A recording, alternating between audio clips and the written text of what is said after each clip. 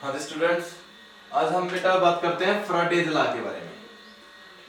देखो, जब हम फ्राडेज लॉ स्टार्ट करते हैं ना, तो उससे पहले हमने इलेक्ट्रोलाइसिस सिखाया था आपको। उसके अंदर क्या था भाई, मान लो हम किसी सॉल्यूशन से इलेक्ट्रिसिटी पास करवा देते हैं और जिस मेटल साल्ट का सॉल्यूशन लिया है, अगर हम उसी मेटल की इलेक्ट्रोड ले लेते हैं, जैसे कि तुमने बोला था कि अगर हम CuSO4 ले लेते हैं इसमें और कॉपर की ही इलेक्ट्रोड ले लेते हैं, तो यहां पर तुम क्या देख रहे थे कि भाई ये CuSO4 किसमें डिसोसिएट हो जाएगा on passing the electricity, Cu2 plus and SO4 2 minus में।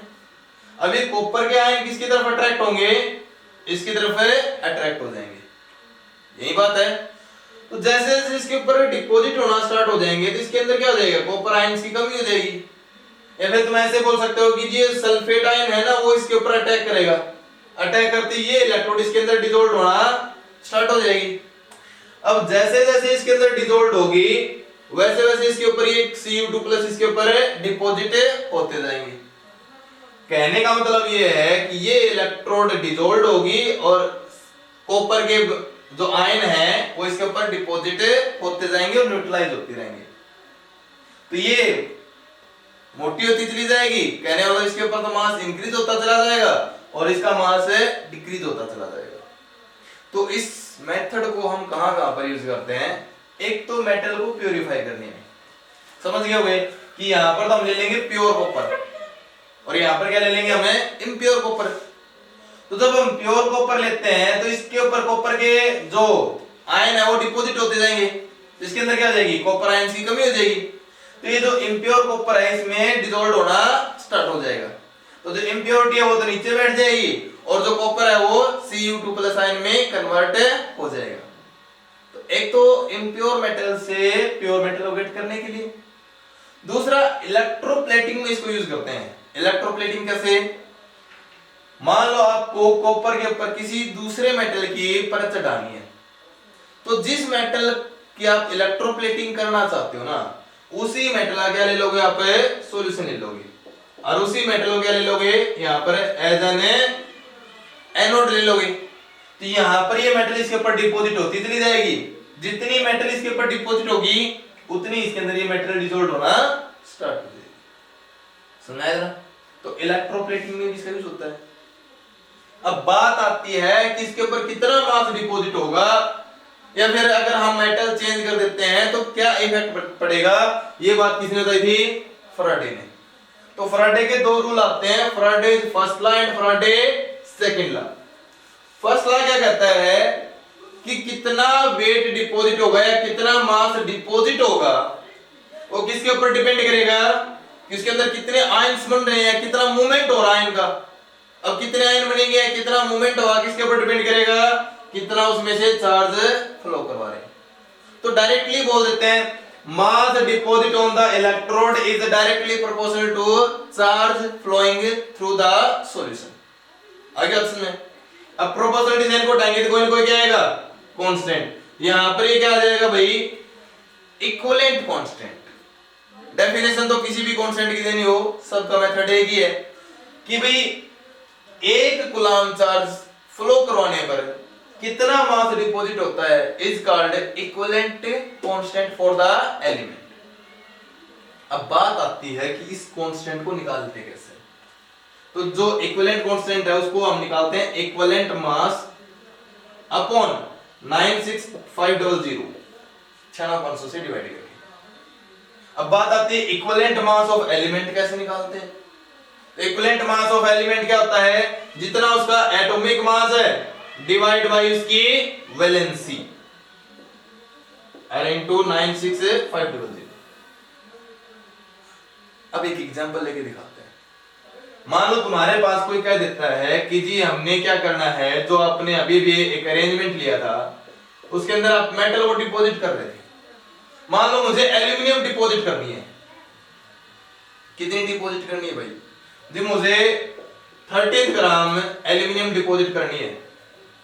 तो 13 ग्राम एल्यूमिनियम को डिपॉजिट करने के लिए मुझे कितना चार्ज फ्लो करवाना पड़ेगा। तो मैंने क्या बताया था कि आप इस फार्मूले को यूज कर लो। मास की वैल्यू कितनी है 13 gram is equal to Z की वैल्यू कैसे निकालेंगे, जितना कि इसका एटॉमिक मास है। तो एल्यूमिनियम का एटॉमिक मास कितना होता है 13 दूनी 26 और 27 डिवाइड बाई उसकी वैलेंसी। तो एल्यूमिनियम के आउटर मोस्ट में कितने इलेक्ट्रॉन आते हैं भाई 3 आते हैं। तो वैलेंसी का तो यहीं से पता चलता है ना कि वो कितना इलेक्ट्रॉन लॉस या गेन करता है, इज कॉल्ड उसकी वैलेंसी।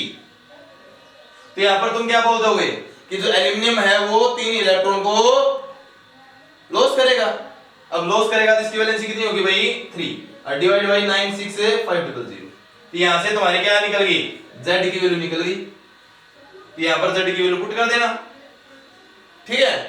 तो यहां से क्या निकाल दोगे आप क्यों निकाल दोगे, ये इस तरफ ले आओगे सारा कुछ। अब कई बार आ जाता है कि भाई जो हम चार्ज फ्लो करवा रहे हैं उसमें करंट की वैल्यू दे देता है कि भाई 13 ग्राम एल्यूमिनियम को डिपॉजिट करवाने के लिए 2 एम्पियर का करंट कितने टाइम के लिए फ्लो करवाना पड़ेगा। अगर ऐसे बोल देता तो चाहे कुछ भी बोलो हमें तो सबसे पहले क्या निकालना पड़ेगा क्यों निकालना पड़ेगा, क्योंकि आगे पता है कि जो इलेक्ट्रिक करंट होता है वो क्या होता है charge flow per unit time, कहने वाला क्यू बाई टी। तो हमें क्यू की तो रिक्वायरमेंट पड़ेगी। अगले वाले ने करंट की वैल्यू दे दी 2 एम्पियर, क्यू की वैल्यू दे दी ये वाली, यहां से निकाल लेंगे, टी नहीं निकाल लोगे यहां से। आगे बात समझ में। तो इस टाइप से 2 तरीके की न्यूमेरिकल आ सकते हैं इसके ऊपर। तो यहां पर इसकी मैं पहले फिर से डेफिनेशन बता दूं। जो फैराडे का फर्स्ट लॉ क्या कहता है कि mass deposit on any electrode is directly proportional होता है किसके charge flowing through the electrolyte बोलो या फिर सॉल्यूशन बोलो। आगे बात सुनने। लेकिन अगर हम यहां पर दूसरी मेटल लेते तो, या फिर हमें एक ऐसा अरेंजमेंट ले लेते हैं जिसके अंदर हम 2 मेटल को डिपॉजिट करते जा रहे हैं, तो कौन सी मेटल ज्यादा डिपॉजिट होगी अगर ये देखना हो तो फैराडे ने एक सेकंड लॉ दिया।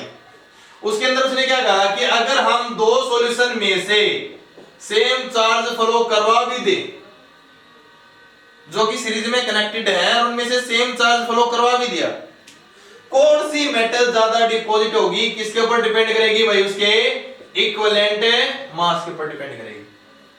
और जी पहले फर्स्ट लॉ से ही पता चल रहा था कि हमने जो फर्स्ट लॉ में जो फार्मूला निकाला था क्या निकाला था mass is equal to Z into में Q। यहां से दिख रहा है कि मास या तो किसके ऊपर डिपेंड कर रहा है चार्ज के ऊपर या फिर किसके ऊपर डिपेंड कर रहा है इक्विवेलेंट मास के ऊपर। आगे बात सुनने। तो यहां पर सीधा क्या बोल दोगे कि according to second law mass deposit is directly proportional to the equivalent mass of a element। बोले यहां तक समझ में आया। इसी तरीके से मास ऑफ AU भी किसके ऊपर डिपेंड करेगा जितना कि इसका इक्विवेलेंट मास है। अब दोनों इक्वेशन को क्या कर देंगे डिवाइड कर देंगे, प्रोपोर्शनल साइन हट जाएंगे, कांस्टेंट कट जाएंगे, तो ये इक्वेशन आ जाएगी mass of AG upon mass of AU is equal to equivalent mass of AG upon equivalent mass of AU।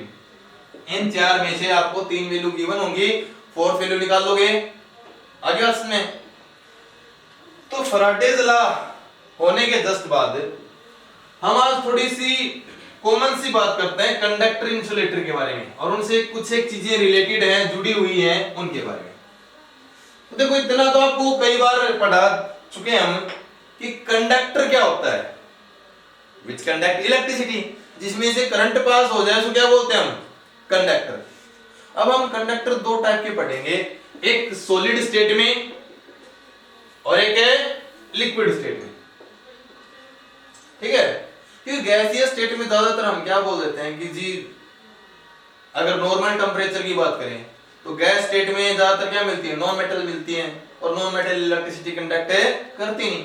तो हम ज्यादातर किसके ऊपर फोकस रखते हैं सॉलिड और लिक्विड के ऊपर।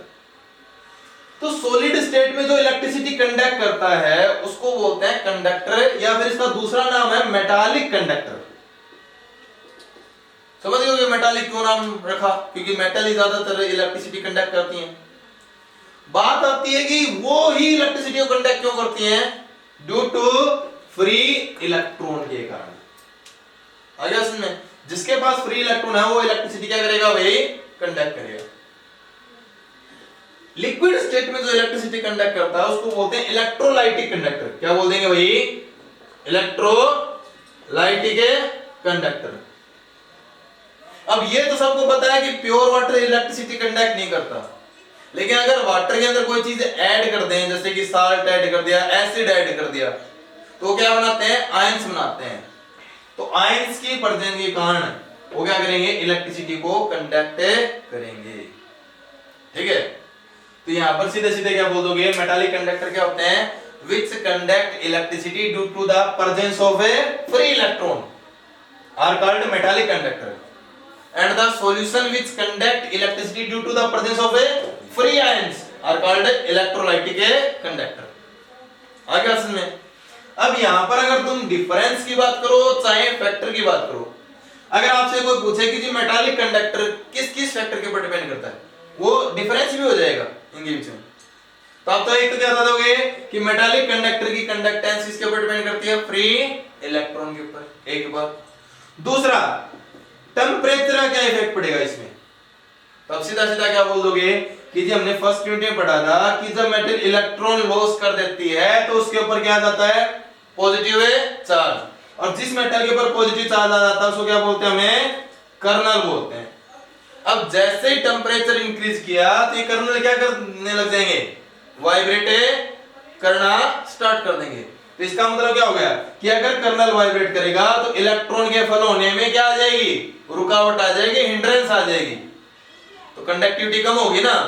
तो यहां पर टेम्परेचर बढ़ाने पर कंडक्टेंस क्या होती है भाई? डिक्रीज हो जाती है।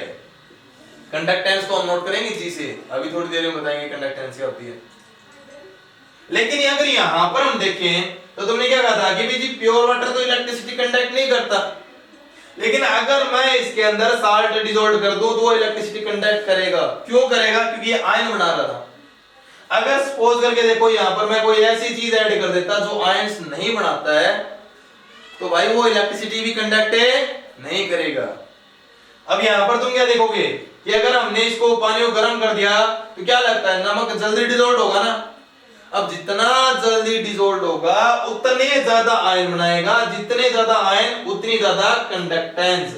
मतलब ये हो गया कि टेम्परेचर बढ़ाने पर अब की बार इलेक्ट्रिसिटी क्या हो रही है? कंडक्टेंस क्या हो रही है? इंक्रीज हो रही है। आगे ऑप्शन में नेक्स्ट बात क्या कर दोगे? तो इसका मतलब जी यहां पर जो रेजिस्टेंस आता था वो किसके कारण आता था? Due to vibration of a kernel. लेकिन यहां पर कैसे आएगा?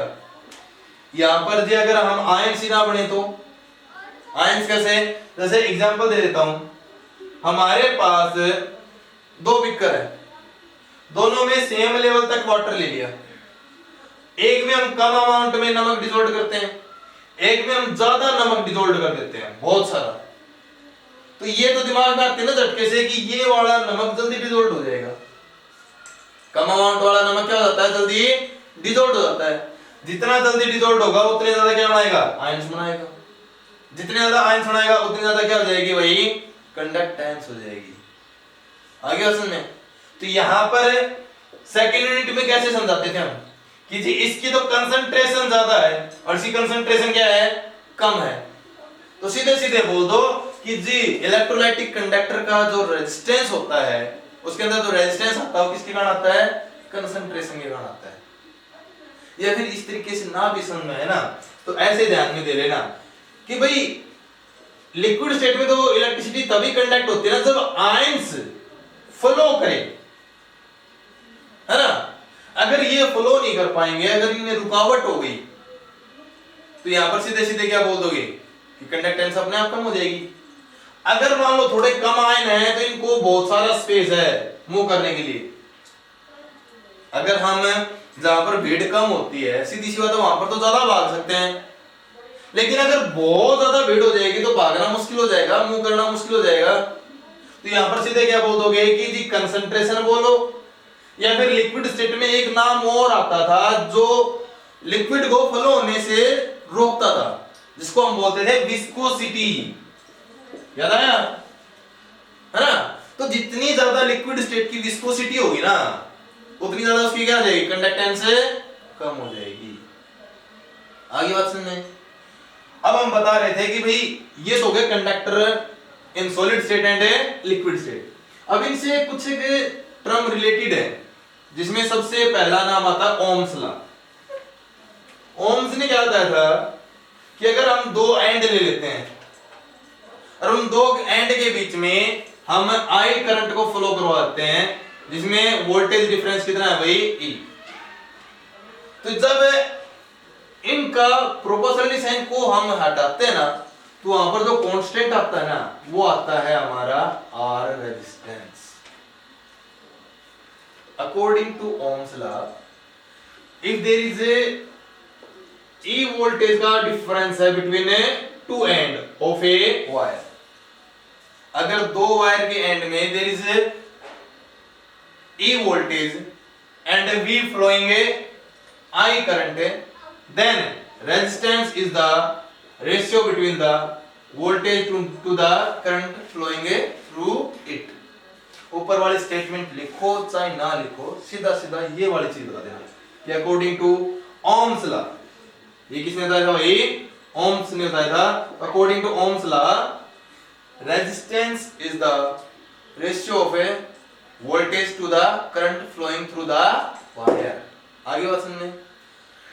अब यहां पर तुम क्या बोलोगे कि जी जो वोल्टेज होती है इसकी यूनिट तो क्या होती है? वोल्ट होती है, और डिवाइड में करंट की यूनिट क्या होती है? एंपियर। आगे उसमें तो रेजिस्टेंस की यूनिट भी क्या हो जाएगी? वोल्ट पर एंपियर। लेकिन इसको हम एक खास नाम देते हैं, इसको क्या बोलते थे भाई? ओम, है ना। तो रेजिस्टेंस की यूनिट क्या होती है भाई? ओम। इससे अगली वाली आती है जी रेजिस्टेंस की तो बहुत सारी डेफिनेशन थी। सीधे सीधे हम ये भी तो बोलते थे कि जो इलेक्ट्रॉन को फ्लो होने से रोक दे, कहने का मतलब है the hindrance produce in the flow of A electron. Electron के फ्लो होने में जो रुकावट आती है उसका नाम भी तो क्या था? रेजिस्टेंस था। अब जितनी ज्यादा रुकावट होगी उसमें इलेक्ट्रॉन जल्दी फ्लो करेंगे मुश्किल से, मुश्किल से। कहने का मतलब उसकी कंडक्टेंस कम होगी या ज्यादा होगी? कम होगी। तो यहां पर अगर अगली वाली डेफिनेशन की बात आए तो कंडक्टेंस की बहुत सारी डेफिनेशन हो जाएंगी। एक तो सीधी हो जाएगी ability to conduct the electricity, कि कोई भी वायर कितनी इलेक्ट्रिसिटी को कंडक्ट कर सकता है, इज कॉल्ड उसकी कंडक्टेंस, जिसको हम किससे नोट करते हैं? जी से। या फिर सीधे सीधे बोल दो जितना रेजिस्टेंस कम होगा ना कंडक्टेंस उतनी ज्यादा हो जाएगी। तो it is the reciprocal of A resistance. आगे ऑप्शन में अब बात आती है कि ये जो रेजिस्टेंस होता है ना किस किस फैक्टर के ऊपर डिपेंड करता है। तो एक बात कहो, रेजिस्टेंस दिमाग में बैठा लिया ना कि ये इलेक्ट्रॉन के चलने में रुकावट आती है। अब मान लो मैं एक तो छोटा सा वायर लेता हूं और एक बहुत बड़ा वायर लेता हूं, क्या लगता है कि इलेक्ट्रॉन कहां पर ज्यादा रुकावट आएंगी? और तो जितनी दूरी चलेगा उतनी ज्यादा रुकावट आएंगी। तो सीधे सीधे क्या बोल दोगे कि एक तो जो रेजिस्टेंस होता है वो वायर की लेंथ के ऊपर डिपेंड करता है। या सीधे बोल दो resistance is the directly proportional to the length of a wire. अब तुम अपने आप को एक इलेक्ट्रॉन सपोज कर लो, एक ऐसी गली से जा रहे हो जो बहुत ज्यादा खुली है, ठीक है, बहुत ज्यादा स्पेस है, और एक क्या बिल्कुल संकरी है, बिल्कुल भीड़ी सी गली है। किस में ज्यादा रुकावट आएंगे आपको? जहां पर स्पेस कम है ना। कहने का मतलब है जो रेजिस्टेंस होता है वो एरिया ऑफ क्रॉस सेक्शन के रेसिप्रोकल है। जितना एरिया ऑफ क्रॉस सेक्शन ज्यादा होगा रेजिस्टेंस उतना क्या हो जाएगा? वहां पर कम हो जाएगा। तो यहाँ पर इन दोनों चीजों को अगर हम मिला दें और प्रोपोर्शनलिटी साइन को हटा दें तो यहाँ पर कोई ना कोई क्या आएगा? कांस्टेंट आएगा, जिसको बोलते हैं स्पेसिफिक रेजिस्टेंस या फिर रेजिस्टिविटी। आएगा समझ में? इसको डिफाइन करो, कैसे करेंगे? तो भाई किसी भी कांस्टेंट को डिफाइन करना हो हमारा तो सिर्फ एक ही तरीका, उसके साथ जितनी टर्म है उसकी वैल्यू क्या कर देंगे हमें? 1। कि जिस वायर की लेंथ 1 सेंटीमीटर हो, area cross section 1 centimetre square हो, तो उसका जितना रेजिस्टेंस होता है ना इज कॉल्ड रेजिस्टिविटी। ठीक है। तो the resistance of a wire having a length 1 centimeter and area of cross section 1 centimeter square is called a specific resistance। तो यहां पर तुमने क्या देखा कि रेजिस्टेंस आया था तो स्पेसिफिक रेजिस्टेंस आया। अगर कंडक्टेंस है तो कोई ना कोई स्पेसिफिक कंडक्टिविटी भी होगी, स्पेसिफिक कंडक्टेंस भी होगी, है ना। उसको हम नोट करते हैं कैपा से, थोड़ा सा ऐसे। ये क्या हो जाएगी हमारे पास G, conductance is the reciprocal of resistance, तो specific conductance is the reciprocal of a specific resistance, या फिर सीधे सीधे बोल दो conductivity is the reciprocal of a resistivity. एक तो डेफिनेशन ये वाली होगी। दूसरी डेफिनेशन इसमें क्या बनाओगे कि जी यहां पर रो की जगह वैल्यू पुट करो, तो रो की वैल्यू क्या आएगी, ये इस तरफ है मल्टीप्लाई में और डिवाइड बाई एल, तो यहां पर क्या कर दोगे r मल्टीप्लाई बाई a, और ये l घूम के कहां चला जाएगा भाई, ऊपर चला जाएगा। यहां पर 1 बाई r की जगह क्या पुट कर सकते हो तुम, g पुट कर सकते हैं हम इनटू में l बाई a। फिर से वही बात, जिस वायर की लेंथ 1 सेंटीमीटर हो, area cross section 1 centimetre square हो, तो उसकी जितनी कंडक्टेंस होती है इज कॉल्ड स्पेसिफिक कंडक्टेंस। अगला समझ में, क्योंकि कांस्टेंट क्या होता है, जो भी टर्म हो उसकी वैल्यू कितनी ले लेते हैं हमें 1। लेकिन जो इसकी थर्ड जो डेफिनेशन बता रहा हूं ना अब, वो सबसे ज्यादा इंपॉर्टेंट है। वो क्या है कि अगर हम लेंथ 1 सेंटीमीटर लें, area cross section 1 centimetre square लें, तो उसका वॉल्यूम कितना हो जाएगा 1 सेंटीमीटर क्यूब ना। तो सीधा सीधा बोलो कि यूनिट वॉल्यूम की जो कंडक्टेंस होती है इज कॉल्ड स्पेसिफिक कंडक्टेंस। इस डेफिनेशन का रट्टा मार लेना, बहुत काम आएगी कि the conductance of a solution having unit volume या one volume is called specific conductance. आगे बात सुनिए, जहां पर ये जो L बाई A होता है ना, इसको बोलते हैं सेल कांस्टेंट। तो सेल कांस्टेंट की डेफिनेशन देनी होती, कैसे दोगे, ratio between the length of wire to the area of cross section is called cell constant. और यूनिट क्या हो जाएगी इसकी, ऊपर लेंथ को हम सेंटीमीटर या मीटर में मेजर करते हैं, और नीचे एरिया ऑफ क्रॉस सेक्शन को सेंटीमीटर स्क्वायर या फिर मीटर स्क्वायर में। 1 सेंटीमीटर से 1 सेंटीमीटर काटोगे, ऊपर जाएगा तो या तो सेंटीमीटर इनवर्स बोल दो या फिर मीटर इनवर्स बोल दो, ये यूनिट हो जाती है सेल कांस्टेंट। हो गया इतना। तो आज यहीं तक था, कल करवाएंगे आपको 2 टाइप की कंडक्टेंस और फैक्टर अफेक्टिंग द कंडक्टेंस।